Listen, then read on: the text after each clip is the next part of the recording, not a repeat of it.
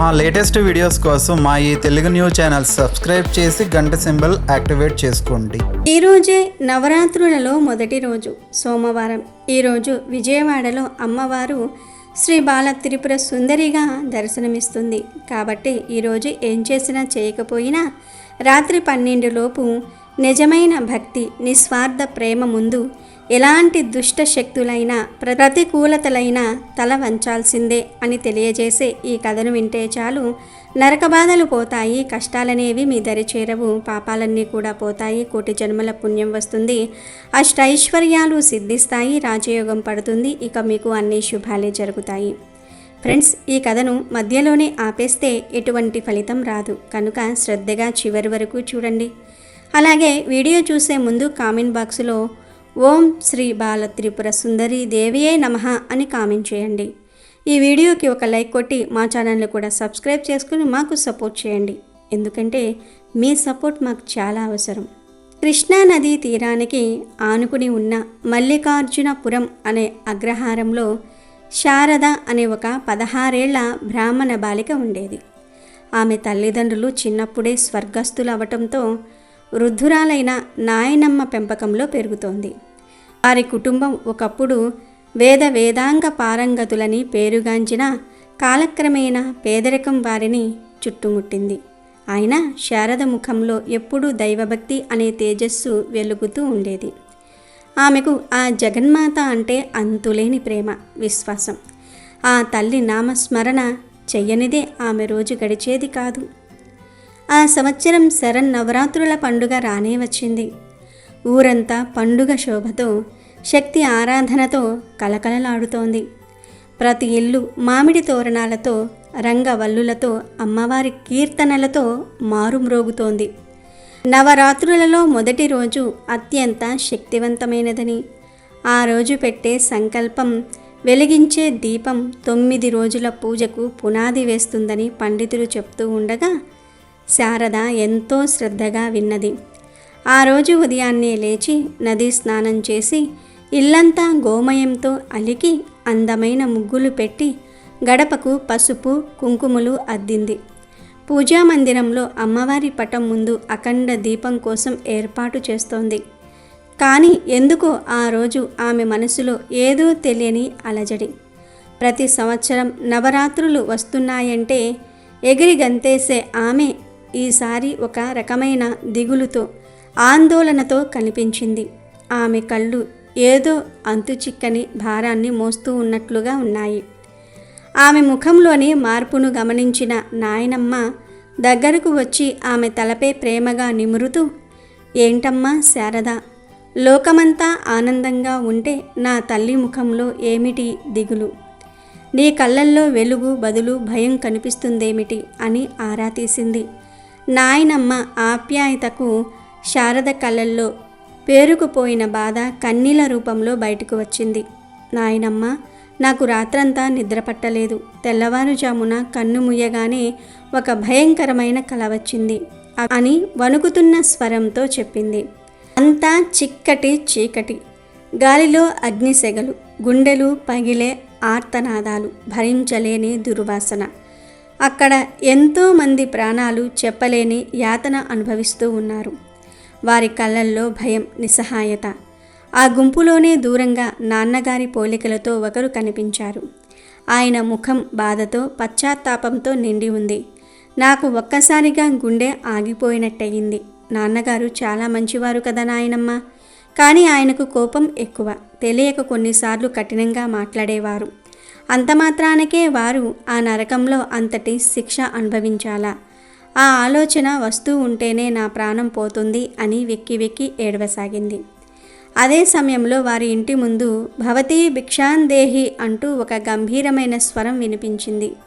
శారద, నాయనమ్మ ఇద్దరూ ఉలిక్కిపడి బయటకు చూశారు. అక్కడ నిలువెత్తు రూపంతో కాషాయ వస్త్రాలు ధరించి, నుదుట పెద్ద విభూది రేఖలతో, చేతిలో దండంతో ఒక అగంతకుడు నిలబడి ఉన్నాడు. ఆయన కళ్ళు నిప్పు కణాల్లా మెరుస్తూ ఉన్నాయి. ఆయన్ని చూడగానే నాయనమ్మ చేతులు జోడించి నమస్కరించింది. ఆయన ఆ ఊరికి కొత్త, ఎవరో గొప్ప తాంత్రికుడని, మంత్రశక్తులు తెలిసిన వాడని జనం గుసగుసలాడుకుంటూ ఉన్నారు. ఆయన శారద వైపు తీక్షణంగా చూస్తూ, బాలిక, నీ కన్నీటికి కారణం నీ తండ్రి గురించిన చింతే కదా. ఆయన ఆత్మ పాపకూపంలో చిక్కుకొని యమయాతన అనుభవిస్తోంది. ఆయనకు విముక్తి అంత సులభంగా కాదు అన్నాడు. ఆయన మాటలకు శారద, నాయనమ్మ నిశ్చేష్టులయ్యారు. తమ మనసులోని మాట ఆయనకెలా తెలిసిందని ఆశ్చర్యపోయారు. శారద భయంతో ఆయన పాదాలపై పడి, మహాత్మా, మీరెవరో నాకు తెలియదు, కానీ నా తండ్రిని కాపాడే మార్గం చెప్పండి. నా ప్రాణాలైనా అడ్డుపెట్టి ఆయనకు విముక్తి కలిగిస్తాను అని ప్రార్థించింది. ఆ మాంత్రికుడు నవ్వి, నీ భక్తిని మెచ్చాను. ఒక మార్గం ఉంది, కానీ అది చాలా కఠినమైనది. ఈ నవరాత్రుల్లో 9 రోజులు నువ్వు అత్యంత శక్తివంతమైన దేవతను పూజించాలి. అయితే ఆ పూజా ఫలాన్ని నీ తండ్రికి ధారపోయాలంటే నువ్వు ఒక అగ్ని పరీక్షను ఎదుర్కోవాలి. ఈ ఊరి చివర శ్మశానం పక్కన ఉన్న పాడుబడిన కాళికాదేవి ఆలయంలో ఈరోజు రాత్రి ఒంటరిగా అఖండ దీపాన్ని వెలిగించాలి. ఆ దీపం తెల్లవారే వరకు ఆరకుండా కాపాడాలి. ఆ దీపపు వెలుగు నీ తండ్రి ఉన్న చీకటి లోకానికి దారి చూపుతుంది. కానీ జాగ్రత్త, ఆ ప్రదేశం క్షుద్ర శక్తులకు నిలయం. నీ ఏకాగ్రతను, సంకల్పాన్ని భగ్నం చేయడానికి అవి ప్రయత్నిస్తాయి. భయపడ్డావో, వెనుదిరిగావో నీ తండ్రికి విముక్తి లభించదు. పైగా నీ ప్రాణాలకే ప్రమాదం అని హెచ్చరించి తన దారిన తాను వెళ్ళిపోయాడు. మాంత్రికుడి మాటలు విని నాయనమ్మ భయంతో వణికిపోయింది. వద్దు శారద, ఆ ప్రదేశం చాలా ప్రమాదకరమైనది. నీ ప్రాణాలతో చెలగాటమాడకు అని బ్రతిమలాడింది. కానీ శారద ముఖంలో భయం లేదు. ఒక అచంచలమైన విశ్వాసం, దృఢమైన సంకల్పం కనిపిస్తున్నాయి. నాయనమ్మ, నా తండ్రి కోసం నేను ఎంతటి పరీక్షకైనా సిద్ధం. నన్ను ఆ జగన్మాతే కాపాడుతుంది అని చెప్పి నాయనమ్మను ఒప్పించింది. ఆ రోజు నవరాత్రి మొదటి రోజు పగటిపూట శారద అమ్మవారిని భక్తి శ్రద్ధలతో పూజించుకొని ధ్యానం చేసుకుంది. సూర్యాస్తమయం కాగానే ఒక ప్రమిద నూనె వత్తులు తీసుకొని ఒంటరిగా ఆ పాడుబడిన ఆలయం వైపు బయలుదేరింది. ఊరంతా దీపాలతో వెలిగిపోతూ ఉంటే ఆమె నడిచే దారి మాత్రం చీకటిగా భయంకరంగా ఉంది. ఆలయాన్ని సమీపించే కొద్దీ గాలిహోరు పెరిగింది. నక్కల ఊలలు, గుడ్లగూబల అరుపులు వాతావరణాన్ని మరింత భయానకంగా మార్చాయి. ఆలయంలోనికి అడుగు పెట్టగానే ఒక రకమైన చల్లదనం ఆమె శరీరాన్ని తాకింది. గబ్బిలాల రెక్కల చప్పుడు, సాలెగూళ్ళు, దుమ్ము కొట్టుకుపోయిన విగ్రహాలు. అయినా శారద భయపడలేదు. తన మనసులో కేవలం అమ్మవారి నామాన్ని, తన తండ్రి ముఖాన్ని తలుచుకుంది. ఆలయం మధ్యలో ఉన్న అమ్మవారి విగ్రహం ముందు ప్రమిదను పెట్టి దీపం వెలిగించింది. ఆ చిన్న దీపపు వెలుగు ఆ చిమ్మ చీకటిని చీల్చుకుంటూ ప్రకాశించసాగింది. శారద ఆ దీపం ముందు కూర్చుని కళ్ళు మూసుకుని ధ్యానంలో మునిగిపోయింది. అర్ధరాత్రి దాటింది. ఒక్కసారిగా ఆలయం తలుపులు గభాలున తెరుచుకున్నాయి. పెనుగాలికి దీపం కొట్టుమిట్టాడింది. శారద వెంటనే 2 చేతులు అడ్డుపెట్టి ఆ దీపాన్ని కాపాడింది. గాల్లో నుంచి భయంకరమైన నవ్వులు, ఏడుపులు వినిపించసాగాయి. ఆమె కళ్ళ ముందు భయంకరమైన రూపాలు కదలాడాయి. తన తండ్రి యమ భటుల చేతిలో చిత్రహింసలు పడుతున్నట్లు, తనను రక్షించమని వేడుకుంటున్నట్లుగా భ్రమలు కల్పించాయి. శారద కళ్ళు తెరిచి చూసింది. ఆమె గుండె వేగంగా కొట్టుకుంది. కానీ వెంటనే తేరుకుని, ఇదంతా నా సంకల్పాన్ని భగ్నం చేయడానికి జరుగుతున్న మాయ, నా తల్లి నాతో ఉంది అని మనసులో అనుకుని మరింత ఏకాగ్రతతో అమ్మవారిని ప్రార్థించసాగింది. ఒక భయంకరమైన ఆకారం ఆమె ముందుకు వచ్చి, ఓ వెర్రిదానా, ఎవరి కోసం ఈ సాహసం? నీ తండ్రి ఒక పాపి, ఆయనకు విముక్తి లేదు. ఈ పూజ ఆపి ప్రాణాలు దక్కించుకో అని గర్దించింది. శారద కళ్ళు తెరిచి నిర్భయంగా ఆ ఆకారం వైపు చూసింది. నా తండ్రి పాపి కావచ్చు, పుణ్యాత్ముడు కావచ్చు, కానీ ఆయన నా తండ్రి. ఆయనకు శాంతిని కలిగించటం ఒక కూతురిగా నా ధర్మం. నా భక్తిలో, నా ప్రేమలో ఉన్న శక్తి ముందు నీలాంటి క్షుద్ర శక్తులు నిలబడలేవు. నా దైవం నా వెంట ఉండగా నాకేమీ భయం లేదు అని ధైర్యంగా పలికింది. ఆమె మాటలలోని సంకల్ప బలానికి, విశ్వాసానికి ఆ దుష్టశక్తి ఒక్కసారిగా వెనక్కి తగ్గింది. కానీ అంతలోనే మరింత ఉగ్రరూపంతో ఆమె పైకి దూసుకొచ్చింది. ఆ దుష్టశక్తులన్నీ ఏకమై ప్రళయాన్ని సృష్టించాయి. ఆలయం మొత్తం కంపించిపోసాగింది. అఖండ దీపం ఆరిపోయేందుకు సిద్ధంగా ఉన్నట్లుగా వణికిపోతోంది. శారద కళ్ళు మూసుకొని తన సర్వశక్తులను ఏకం చేసి, అమ్మా దుర్గా, జగన్మాత, నన్ను కాపాడు తల్లి అని ఆర్తనాదం చేసింది. ఆమె పిలుపు ఆకాశాన్ని తాకిందో లేదో, ఆ పాడుబడిన ఆలయంలో ఒక్కసారిగా 1000 సూర్యుళ్ల కాంతి ప్రసరించింది. ఆ దివ్యమైన వెలుగు ధాటికి దుష్టశక్తులు ఆహాకారాలు చేస్తూ కాలి బూడిదయ్యాయి. శారద కళ్ళు తెరిచి చూసింది. ఆమె ఎదుట సింహవాహిని అష్టభుజాలతో, దివ్యాయుధాలను ధరించి, కిరీట కాంతులతో, ముఖంలో కోటి చంద్రుల చల్లదనంతో, చిరునవ్వుతో సాక్షాత్తు దుర్గాదేవి ప్రత్యక్షమైంది. ఆ రూపాన్ని చూసిన శారదకు మాటలు రాలేదు. ఆనందంతో, ఆశ్చర్యంతో, భక్తితో ఆమె శరీరం పులకించిపోయింది. ఆమె కళ్ళ నుండి ధారాపాతంగా ఆనంద బాష్పాలు కారుతూ ఉండగా అమ్మవారి పాదాల చెంత మోకరిల్లింది. అమ్మవారు తన అభయహస్తంతో ఆమెను దీవిస్తూ మధురమైన స్వరంతో ఇలా అన్నారు, బిడ్డా శారద, లే, నీ నిస్వార్థమైన ప్రేమ, అచంచలమైన భక్తి, తండ్రి పట్ల నీకు ఉన్న ధర్మ నిరతి నన్ను కదిలించాయి.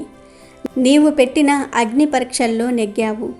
నీవు వెలిగించిన ఈ దీపపు వెలుగు కేవలం ఈ ఆలయాన్ని మాత్రమే కాదు, యమలోకంలోని అంధకారాన్ని కూడా ఛేదించింది.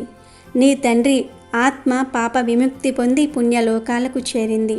నీవు సాధారణ బాలికవు కాదు, నీలో నా అంశ ఉంది. నీ భక్తి ఈ లోకానికి ఆదర్శంగా నిలుస్తుంది అని పలికి శారద తలపై తన చెయ్యి ఉంచి ఆశీర్వదించారు. ఆ స్పర్శతో శారద శరీరం ఒక దివ్యమైన శక్తితో నిండిపోయింది. మరుక్షణమే అమ్మవారు అంతర్ధానమయ్యారు. కానీ ఆ ప్రదేశమంతా పారిజాతాల సువాసనతో నిండిపోయింది. తెల్లవారింది. ఆలయంలోని భయంకర వాతావరణం పోయి ప్రశాంతత నెలకొంది. అఖండ దీపం దేదీప్యమానంగా వెలుగుతోంది. శారద ఆనందంతో అమ్మవారికి సాష్టాంగ నమస్కారం చేసి దీపాన్ని తీసుకుని ఇంటికి బయలుదేరింది.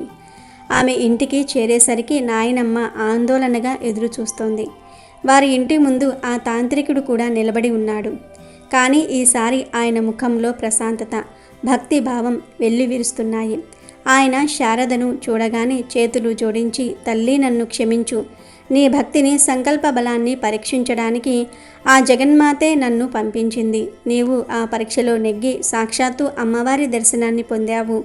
నీవు ధన్యురాలివి అని చెప్పి ఆమె పాదాలకు నమస్కరించి అదృశ్యమయ్యాడు. నాయనమ్మ ఆనందానికి అవధుల్లేవు. తన మనవరాలిని కౌగిలించుకొని ఆనంద బాష్పాలు రాల్చింది. శారద ముఖం నవరాత్రి మొదటి రోజు ఉదయించిన సూర్యుడిలా ఒక కొత్త తేజస్సుతో, దివ్యమైన కాంతితో వెలిగిపోతోంది. ఈ కథలోని నీతి ఏమిటి అంటే, శరన్నవరాత్రులలో మొదటి రోజు చేసే పూజ మనలోని సంకల్ప బలానికి, విశ్వాసానికి ఒక పరీక్ష. నిజమైన భక్తి, నిస్వార్థ ప్రేమ ముందు ఎలాంటి దుష్ట శక్తులైనా, ప్రతికూలతలైనా తల వంచాల్సిందే. ఆర్తితో, అచంచలమైన నమ్మకంతో చేసే ప్రార్థన కఠినమైన విధిరాతను సైతం మార్చగలదు. అది కేవలం నరకంలో ఉన్న మన ఆత్మీయులకు విముక్తిని ప్రసాదించటమే కాదు, సాక్షాత్తు ఆ పరదేవత అనుగ్రహాన్ని, ప్రత్యక్ష దర్శనాన్ని కూడా ప్రసాదించగలదు. అలాగే ఈరోజు శ్రీ బాల త్రిపుర సుందరీదేవి ఎప్పుడు అవతరించింది, ఎందుకు అవతరించిందో తెలిపే ఈ కథను వింటే చాలు, మీ సుడి తిరిగిపోతుంది, మీ జాతకం మారిపోతుంది. అమ్మవారి అనుగ్రహంతో మీకు అన్ని శుభాలే జరుగుతాయి. బాల త్రిపుర సుందరి అంటే త్రిపురుని భార్య అనగా శివుని భార్య అయిన గౌరీదేవి అని అర్థం. మనసు, బుద్ధి, చిత్తం, అహంకారము బాల త్రిపుర సుందరీదేవి ఆధీనంలో ఉంటాయి. అభయహస్త ముద్రతో అక్షరమాల ధరించిన ఈ తల్లిని ఆరాధిస్తే మానసిక బాధలు తొలగిపోతాయి, నిత్య సంతోషం కలుగుతుంది. త్రిపుర సుందరీదేవి శ్రీచక్రంలోని త్రిపురాత్రేయంలో మొదటి దేవత. షోడశ విద్యకు ఈ దేవత అధిష్టాన దేవత. కాబట్టి ఉపాసకులు త్రిపుర సుందరీదేవి అనుగ్రహం కోసం బాలార్చన చేస్తారు. అసలు బాల త్రిపుర సుందరి అనే పేరు పరమ పవిత్రమైన పేరు. ఈరోజు బాల త్రిపుర సుందరి అలంకరణ చేస్తారు. పరమేశ్వరుడు హిమాలయాలలో తపస్సు చేస్తూ ఉండగా పర్వతరాజైన హిమవంతుడు తన పుత్రిక అయిన పార్వతిని అతని సేవకై వినియోగించాడు. అలా పార్వతి పరమేశ్వరుని సేవిస్తూ ఉండగా దేవతల కోరికపై మన్మధుడు అక్కడికి వచ్చాడు. చెట్టు చాటు నుండి శివునిపై పుష్పబాణం ప్రయోగించాడు. తపస్సమాధిలో ఉన్న శివుడు తన మనసులో కలిగిన కలవరపాటునకు చింతించి అందుకు గల కారణం కోసం నలుదిక్కులా పరిశీలించాడు. మన్మధుడు కనిపించాడు. కోపంతో శివుడు 3వ కన్ను తెరచి ఆ కంటి మంటలలో మన్మధుణ్ణి మసి చేశాడు. కొంతకాలం తర్వాత గణపతి ఆ బూడిదను 2 చేతులతో ప్రోగు చేస్తూ ఉండగా ఆ బూడిద నుండి భయంకరాకారంతో రాక్షసుడు ఒకడు ఉద్భవించాడు. అతడే భండాసురుడు. ఇతడు పెరిగి పెద్దవాడై ఘోరమైన తపస్సు చేసి పురుషుల వల్ల తనకు మరణం లేకుండా వరం సంపాదించుకున్నాడు. వరబల గర్వితుడై భండాసురుడు దేవతా వర్గంపై దండెత్తి దేవతలను, మునులను, సాధువులను పీడించటం ప్రారంభించాడు. దేవతలు భండాసురుని దురాగతాలకు తట్టుకోలేకపోయారు. తమ బాధలన్నీ కూడా బ్రహ్మదేవుడికి నివేదించుకున్నారు. దేవతలందరి పక్షాన బ్రహ్మదేవుడు విష్ణుమూర్తి వద్దకు వచ్చి ప్రార్థించగా ఒక మహాశక్తి వల్ల తప్ప భండాసురుడు మరణించడని విష్ణువు వివరించాడు. అప్పుడు దేవతలందరూ బ్రహ్మ విష్ణువులతో కలిసి ఒక యాగం ప్రారంభించారు. ఆ యజ్ఞకుండంలో విష్ణువు తన సుదర్శన చక్రంలోని శక్తిని, బ్రహ్మ తన కమండలంలోని శక్తిని, శివుడు త్రిశూలంలోని శక్తిని, ఇంద్రుడు వజ్రాయుధంలోని శక్తిని సమర్పించారు. అలా యాగం ప్రారంభించి దేవతల కష్టాలు తీర్చవలసిందిగా పరాశక్తిని మరీ మరీ ప్రార్థించారు.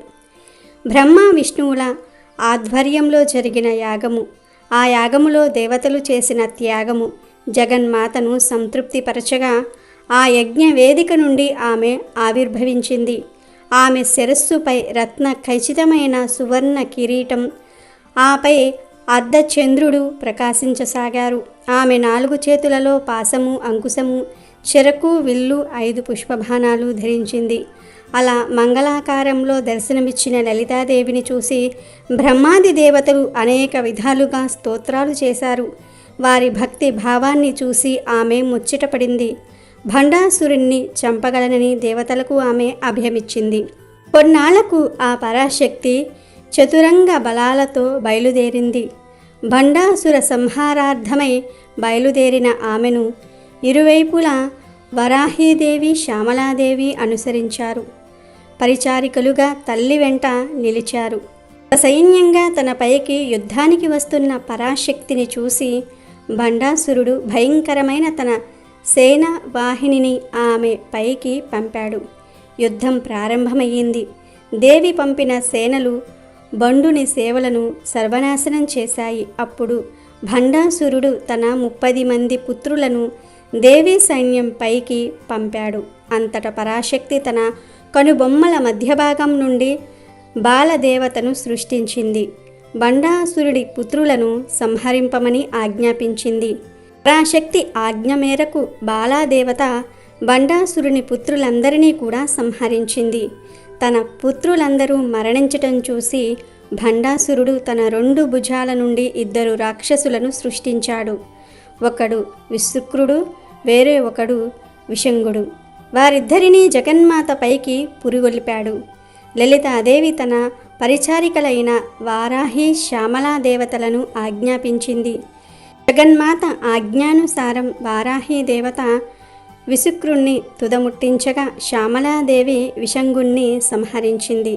తన సైన్యము, తన పుత్రులు, తాను సృష్టించిన శక్తులు అన్నీ సర్వనాశనం కాగా భండాసురుడు దిక్కుతోచని వాడయ్యాడు.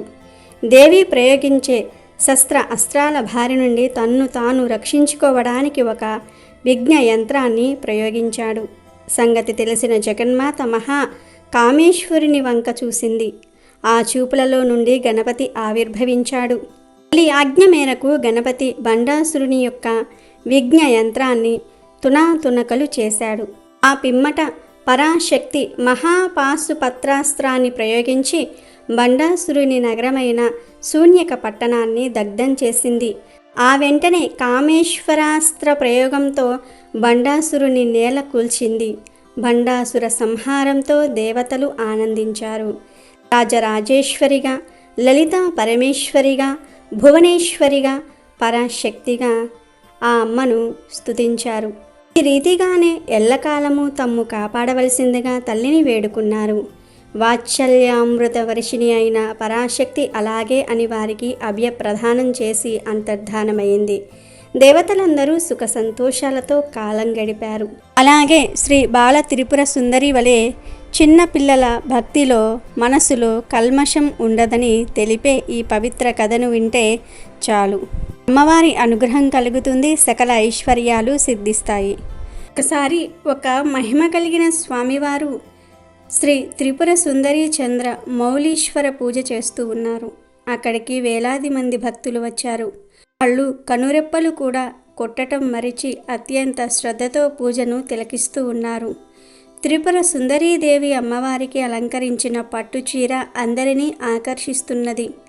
అయితే అక్కడే వేదికకు దూరముగా ఒక మూలన బిడ్డతో సహా కూర్చొని ఒక తల్లి స్వామివారు శ్రద్ధగా చేస్తున్న పూజను తిలకిస్తోంది. తల్లి ఒడిలో కూర్చున్న చిన్నపిల్ల అమ్మవారికి కట్టిన చీరను చూసింది. చూడటంతోనే అమాయకంగా ఆ చీర కావాలని తల్లిని వేధించటం మొదలుపెట్టింది. తల్లి కూతురుని ఎంతో బుజ్జగించింది, మందలించింది. అయినా కూతురు వినలేదు. అలా అడిగితే అమ్మవారు కోప్పడుతుందని, మంచి పిల్లలు అలా మారం చెయ్యరాదని భక్తితో అమ్మను ప్రార్థించమని చెప్పింది. కానీ ఆ పిల్ల ఆ మాటలేవి వినిపించుకోలేదు. ఆ చీర కోసం అమ్మను వేధిస్తూనే ఉంది. వాళ్ళ అమ్మ కూతుర్ని బుజ్జగించడానికి ఏవేవో ప్రయత్నాలు చేస్తూనే ఉంది. ఎంత చెప్పినా ఆ పిల్ల వినకపోవటంతో ఆమె పిల్లను కాస్త గట్టిగా మందలించి, మాట వినకపోతే తనను ఇక్కడే వదిలేసి వెళ్ళిపోతానని చెప్పింది. ఇక ఆ పిల్ల భయపడిపోయి కళ్ళ నిండా నీళ్లతో అమ్మను చూస్తూ ఉంది. పిల్లను వెంటనే గుండెలకు హత్తుకొని కళ్ళనీరు తుడిచి చిన్న చేతులను నమస్కార ముద్రలో ఉంచి అమ్మవారి శ్లోకాలు చెప్పసాగింది ఆ తల్లి. ఆ శ్లోకాలు వింటూ అమ్మను అమ్మవారిని తదేకంగా చూస్తూ ఉండిపోయింది కూతురు. పూజ ముగిసిన తర్వాత స్వామివారు అందరికీ తీర్థం ఇస్తున్నారు. క్యూలో నిలబడ్డ అందరూ తీర్థం పుచ్చుకున్నారు.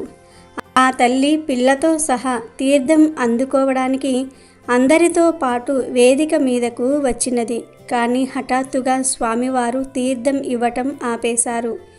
ఎందుకో ఎవరికీ అర్థం కాలేదు. అప్పుడు స్వామివారు అక్కడి నుండి లేచి గర్భగృహంలోనికి వెళ్ళి అందరినీ ఆశ్చర్యపరుస్తూ అమ్మవారికి కట్టిన పట్టు చీరను తెచ్చి ఆ పిల్లకు ఇచ్చారు. తరువాత తీర్థం ఇవ్వటం మొదలుపెట్టారు. ఇదంతా చూస్తున్న ఆ పిల్ల తల్లి విస్తుపోయింది. ఎక్కడో దూరాన ఒక మూలన కూర్చుని ఉన్న తన పిల్ల యొక్క కోరిక ఆ మహాస్వామి వారికి ఎలా తెలిసిందా అని ఆశ్చర్యంతో చూస్తున్న ఆ తల్లితో స్వామివారు ఇలా అన్నారు. తల్లి, పిల్లలు దైవస్వరూపులు. ఏది అడగాలో ఏది అడగకూడదో వాళ్లకు ఎలా తెలుస్తుంది? భగవంతుని సృష్టి మొత్తం వాళ్ళదే అని, వాళ్ళ కోసమే అని వాళ్ళు అనుకుంటారు. పిల్ల మీద ఎప్పుడూ కోప్పడవద్దు. నువ్వు కన్న తల్లివి మాత్రమే, కానీ అమ్మవారే అందరికీ నిజమైన తల్లి అని అన్నారు.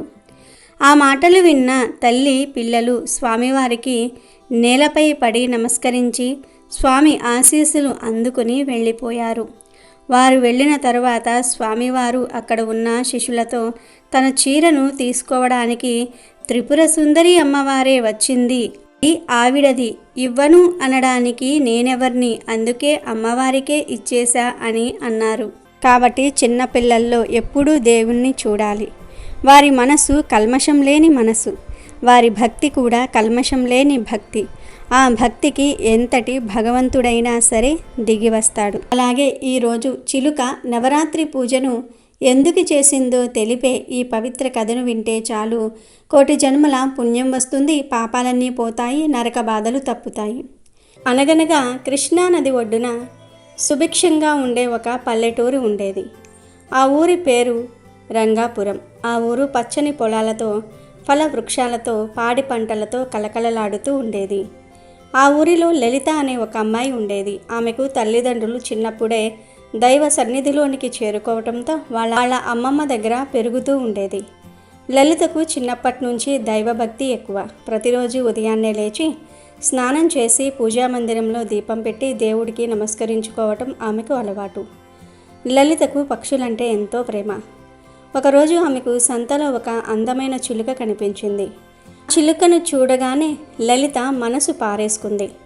ఎలాగైనా ఆ చిలుకను తనతో తీసుకువెళ్లాలని అమ్మమ్మను బ్రతిమలాడింది. అమ్మమ్మ కూడా మనవరాల్ని ముచ్చట తీర్చడానికి ఆ చిలుకను కొనిచ్చింది. లలిత ఆ చిలుకకు రామ అని పేరు పెట్టుకుంది. దాన్ని ప్రాణం కంటే ఎక్కువగా చూసుకునేది. దానికి రోజు జామ పండ్లు, దానిమ్మ గింజలు తినిపించేది. దాన్ని పంజరంలో బంధించకుండా తన ఇంట్లోనే స్వేచ్ఛగా తిరగనిచ్చేది. లలిత ఎక్కడికి వెళ్తే రామ కూడా అక్కడికి ఆమె భుజం మీద ఎక్కి వెళ్ళేది. లలిత పూజ చేసేటప్పుడు, స్తోత్రాలు చదివేటప్పుడు రామ పక్కనే కూర్చొని శ్రద్ధగా వినేది. క్రమంగా ఆ చిలుక కూడా లలిత చెప్పే దైవనామాలను, చిన్న చిన్న శ్లోకాలను పలకటం నేర్చుకుంది. అమ్మా దుర్గా, జై శ్రీరామ్, ఓం నమ శివాయ అంటూ రామ పలికే పలుకులు లలితకి ఎంతో ఆనందాన్నిచ్చేవి. చూసేవారికి అది కేవలం ఒక పక్షిలా కాకుండా ఆ ఇంట్లో ఒక సభ్యుడిగా అనిపించేది. లలిత రామల మధ్య ఉన్న అనుబంధం ఊరి వారందరినీ ఆశ్చర్యపరిచేది. అదే ఊరిలో సోమయాజులు అనే ఒక బ్రాహ్మణుడు ఉండేవాడు. అతను పేరుకు మాత్రమే బ్రాహ్మణుడు. బ్రాహ్మణ ధర్మాన్ని, నియమాలను ఏనాడు పాటించేవాడు కాదు. గర్వం, అహంకారం ఎక్కువ. తనకు అన్ని శాస్త్రాలు తెలుసని, తానే గొప్ప పండితుడినని అందరి ముందు గొప్పలు చెప్పుకునేవాడు. కానీ అతని ప్రవర్తన దానికి పూర్తిగా విరుద్ధంగా ఉండేది. స్నానము, సంధ్యావందనం వంటి నిత్య కర్మలను ఎప్పుడూ చేసేవాడు కాదు. ఎప్పుడూ సోమరితనంతో మంచం మీదనే పడుకొని ఉండేవాడు. పైగా మద్యపానం, మాంసాహారం తినటం వంటి దురలవాట్లు కూడా ఉండేవి. పండుగలు, పబ్బాలు వచ్చినా అతనికి ఏమాత్రం భక్తి శ్రద్ధలు అనేవి ఉండేవి కావు. పూజలు చేసేవారిని, ఉపవాసాలు ఉండేవారిని చూసి ఎగతాళి చేసేవాడు. దేవుడు, దయ్యం అంతా అబద్ధం, కడుపు నిండా తిని హాయిగా నిద్రపోవటమే నిజమైన సుఖం అని వాదించేవాడు. అలా ఉండగా దసరా నవరాత్రులు సమీపించాయి. లలిత ఎంతో ఉత్సాహంగా నవరాత్రి పూజలకు సిద్ధమవటం మొదలుపెట్టింది.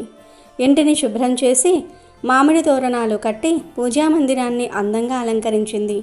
అమ్మవారి ప్రతిమను ఏర్పాటు చేసి కలశ స్థాపన చేయడానికి కావలసినవన్నీ సమకూర్చుకుంది. ఈ 9 రోజులు అమ్మవారిని 9 రూపాల్లో అలంకరించి నియమనిష్టలతో పూజించి అమ్మవారి కృపను పొందాలని ఆమె ఆశపడింది. పాడ్యమి రోజు ఉదయాన్నే లేచి తలస్నానం చేసి పూజకు కూర్చుంది. రామ కూడా పక్కనే కూర్చొని ఆమె చేసే ప్రతి పనిని శ్రద్ధగా గమనిస్తుంది. లలితమ్మ వారికి పువ్వులు పెడుతూ ఉంటే రామ కూడా తన ముక్కుతో ఒక పువ్వును పట్టుకొచ్చి అమ్మవారి పాదాల దగ్గర పెట్టేది. అది చూసి లలిత ఎంతో మురిసిపోయింది. అయితే విధి ఆడిన వింత నాటకంలో పూజ మొదలుపెట్టిన 2వ రోజే లలితకు తీవ్రమైన జ్వరం వచ్చింది. జ్వరంతో ఒళ్ళంతా కాలిపోతూ కనీసం మంచం మీద నుంచి లేవలేని పరిస్థితి ఏర్పడింది. అమ్మమ్మ ఆమెకు సేవలు చేస్తూ వైద్యుణ్ణి పిలిపించి మందులు ఇప్పించినా జ్వరం తగ్గలేదు. లలితకు తన ఆరోగ్యం కంటే ఎక్కువగా నవరాత్రి పూజలు మధ్యలోనే ఆగిపోయాయన్న బాధ ఎక్కువైంది. కళ్ళల్లో నీళ్లు పెట్టుకుని, అమ్మా దుర్గాదేవి, నిన్ను కొలవాలని ఎంతో ఆశపడ్డాను, కానీ నాకు ఈ అనారోగ్యాన్ని కలిగించావేంటమ్మా, నా పూజను మధ్యలోనే ఆపేశావు కదా అని మంచం మీద నుంచి అమ్మవారికి దండం పెట్టుకుని ఏడవటం మొదలుపెట్టింది. లలిత పడుతున్న బాధను చిలుక గమనించింది. తన యజమానురాలు పడుతున్న వేదనను అది అర్థం చేసుకుంది.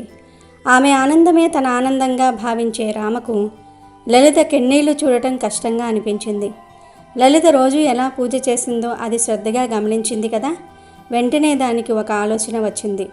లలిత చేయలేని పూజను తానే పూర్తి చేయాలని నిశ్చయించుకుంది. ఆ మరుసటి రోజు ఉదయం బ్రహ్మముహూర్తంలోనే రామ నిద్రలేచింది. ఇంట్లో ఉన్న నీటి కుండ దగ్గరకు వెళ్ళి తన రెక్కలను నీటిలో ముంచి వాటిని తన శరీరంపై విదిలించుకుని స్నానం చేసినట్లుగా భావించింది. తర్వాత పూజామందిరంలోనికి వెళ్ళి లలిత నేర్పిన అమ్మా దుర్గా అనే నామాన్ని స్మరించుకుంది. ఆ తర్వాత అది మెల్లగా పెరట్లోనికి ఎగిరి వెళ్ళింది.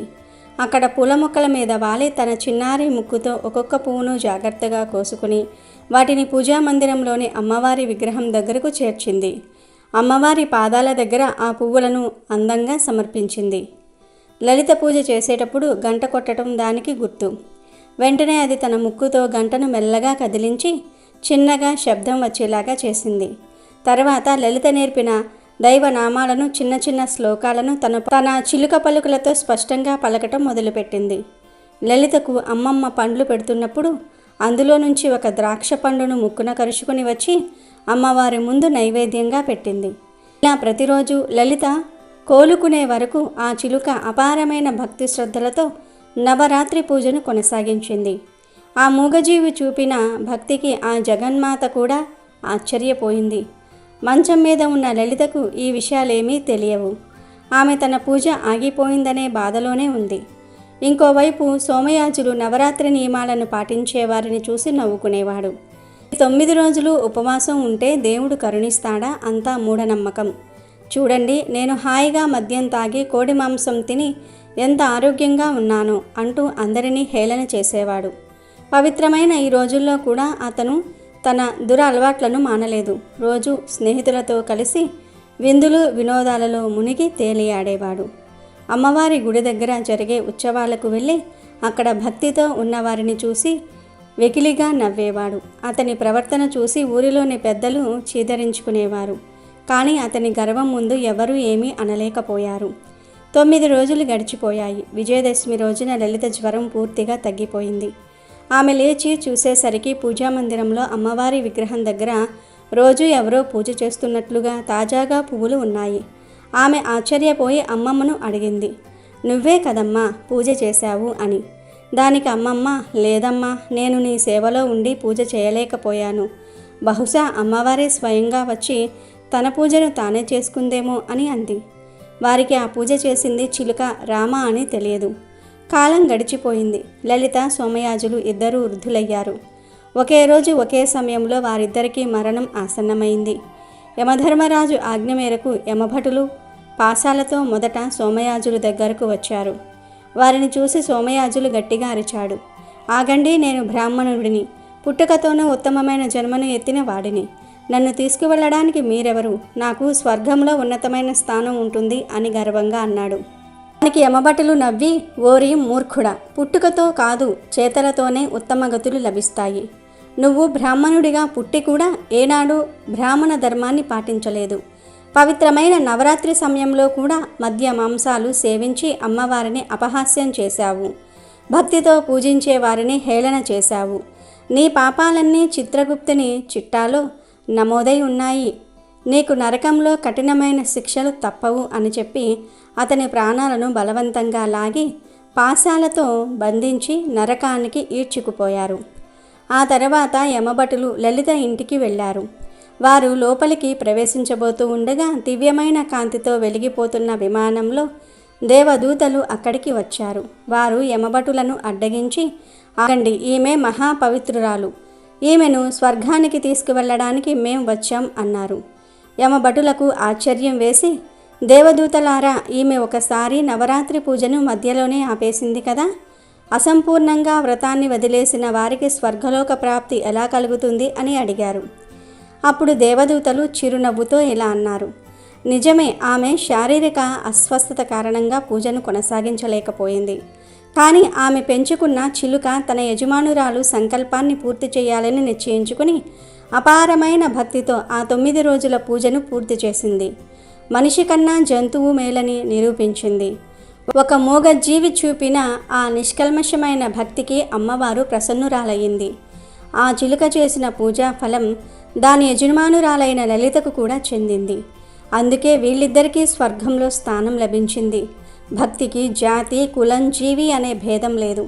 నిర్మలమైన మనసుతో చేసే ప్రార్థనే భగవంతునికి చేరుతుంది అని వివరించారు. ఆ మాటలు వింటూనే లలిత ప్రాణాలు గాలిలో కలిశాయి. ఆమె ఆత్మ, చిలుక రామ ఆత్మ రెండూ దివ్యమైన రూపాలను ధరించి దేవదూతలతో కలిసి ఆ పుష్పక విమానంలో స్వర్గానికి బయలుదేరాయి. పుట్టుకతో వచ్చిన గొప్పతనం కన్నా మనసులో ఉండే భక్తి, చేసే పనులే ముఖ్యమని ఈ కథ మనకు తెలియజేస్తుంది. భగవంతుడు మన ఆడంబరాలను, హోదాలను చూడడు. మనసులోని స్వచ్ఛమైన భక్తిని మాత్రమే చూస్తాడు.